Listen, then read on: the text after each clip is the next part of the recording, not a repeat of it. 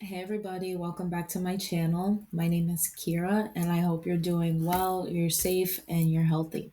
So this video, I'm just going to briefly talk about what we want to look at when we're going to research our OT program so that we are prepared.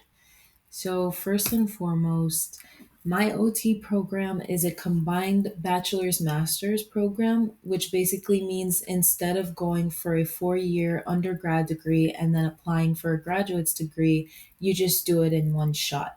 So, I basically took prerequisite classes for my OT program and I took general education classes for the college.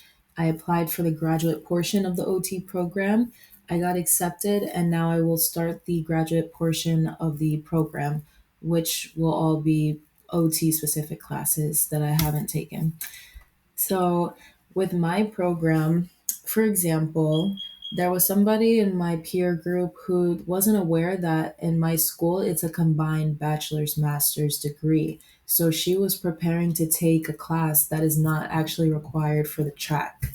And that's why I wanted to come on here and emphasize how important it is to look through the website guidelines, ask questions, and be resourceful so nobody wastes their time or their money, taking classes they don't need or just worrying about things that they don't need to worry about. So for me, as a New York resident, I started looking at the SUNY and CUNY schools, which are just the public schools in New York. And I Googled SUNY directory and I went to this directory, which was the first link. And this brought me to the State University of New York directory website, SUNY. And I went over here to programs on the right hand corner.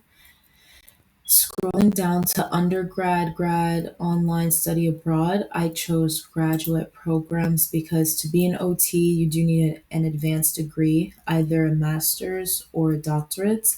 And even though mine is going to be a combined bachelor's master's, it's still a master's in science. And I qualified to take the board exam and get licensed. So for the program title, just searching in occupational therapy is good. And as you can see here, scrolling down, these are the occupational therapy programs offered for SUNY schools, public New York schools. There you will see you have Buffalo University, Binghamton University, Downstate, and Stony Brook. And you can see which one is a doctor's and which one is a master's degree.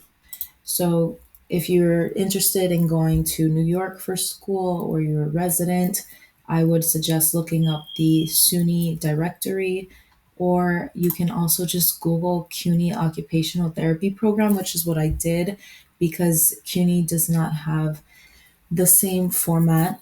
Because this is a bachelor's master's degree, it was a challenge to find the OT programs offered. So I just ended up Googling CUNY Occupational Therapy Program, and the first one that comes up is York College, CUNY, which is the school I am going to.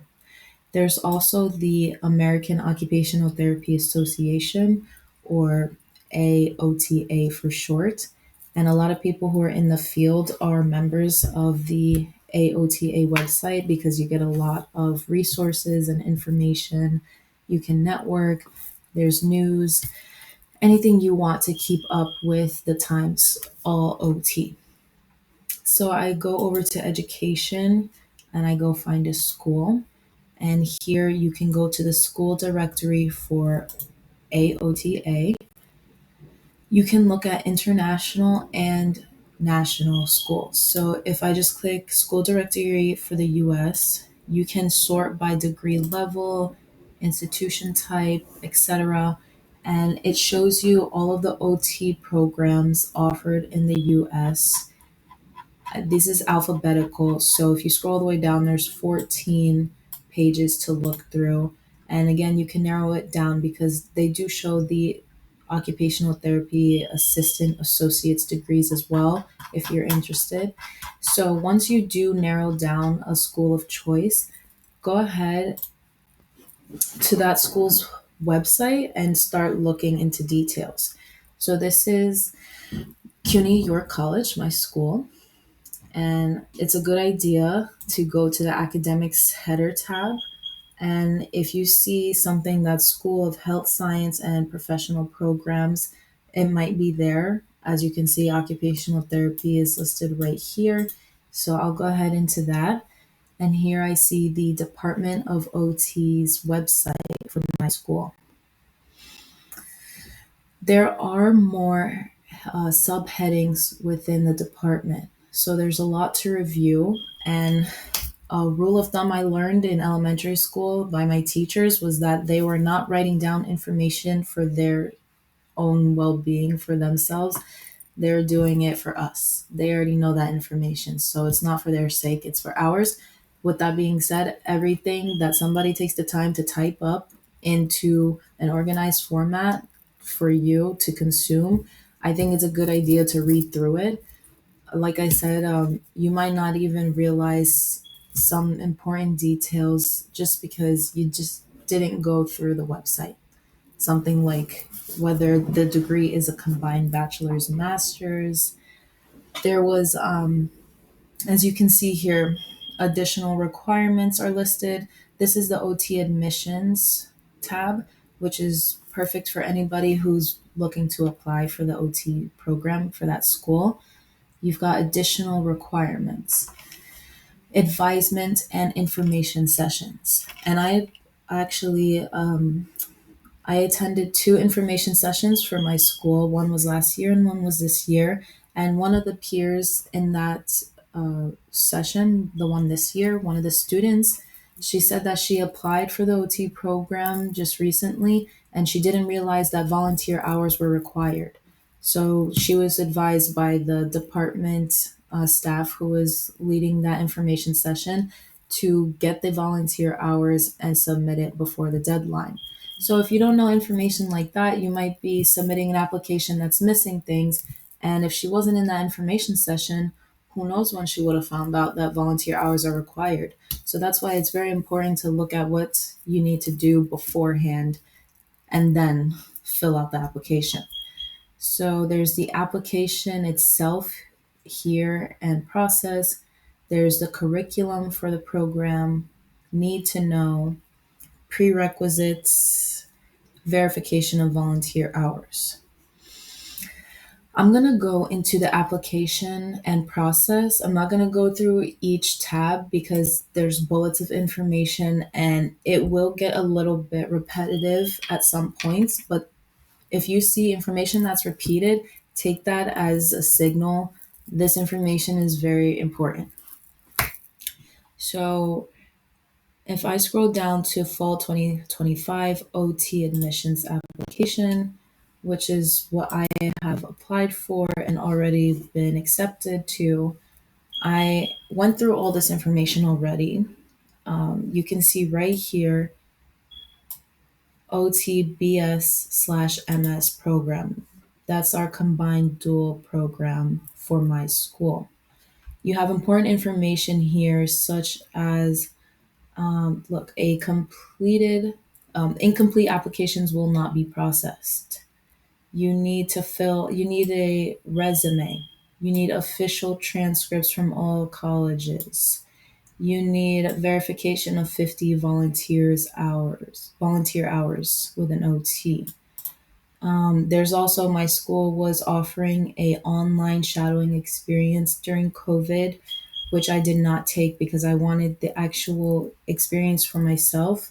And I recommend that for everybody going into a field just so that they can get their hands, their foot in the door, get their hands dirty, just see what the energy is like and the atmosphere. It's not going to be the same across the board, but at least you have a little taste of what it could be like. Then scrolling down further, got general information. There's a college history form where they want to know all the colleges you went to, the credits you earned, the date, degree, major. There's the prerequisite summary form here. Just so you know, my school, I think it's pretty similar to other schools for prereqs. I had to take anatomy and physiology 1 and 2 with the lab and the lecture, took chemistry 1 with lab and lecture, took statistics, physics, we had psychology, developmental psych and abnormal psych, and introduction to sociology. So, as you can see, based off of the classes, they are in physical, mental, and social health sciences, which is pretty reflective of the OT program in general and how it's a holistic approach to health. And just based off those classes, you get an idea of what you're going to be focusing on and if it aligns with your interests. Then you have your verification of volunteer hours, where you're going to have your OT supervisor sign and leave their license number. You might have a reference page where you got to put an employer or a professor reference. And then the return to information should all be there for you. If you have any questions, you should definitely reach out to the department. I've reached out, I've asked questions in information sessions, I've asked my peers. There's an app that my school offers where we can speak on a student feed with each other as students and, pick each other's brains. You never know who might be able to help. So basically, I just wanted to let you know how much information there is out there and how many different things could be required, whether it's a resume, 50 volunteer hours, prerequisites, all this information. It should be on the website, and I think it's very important to read through it thoroughly. I think everything there is there for a reason. So, if you need help going through the website for your school of choice, leave a comment below asking me to go over this website with leave a link. We can connect. I would love to look through the website and see what stands out to me, answer any questions. But at the end of the day, definitely ask the school for help or any general questions you may have. Sign up for the information sessions. Look for students who are already in the program that might be able to help. I hope you enjoyed this video. I hope it was helpful. I'll be making more videos about how I got volunteer hours and things like that. So please leave your comments below with what you would like to see, any feedback, and I'll see you next time. Bye.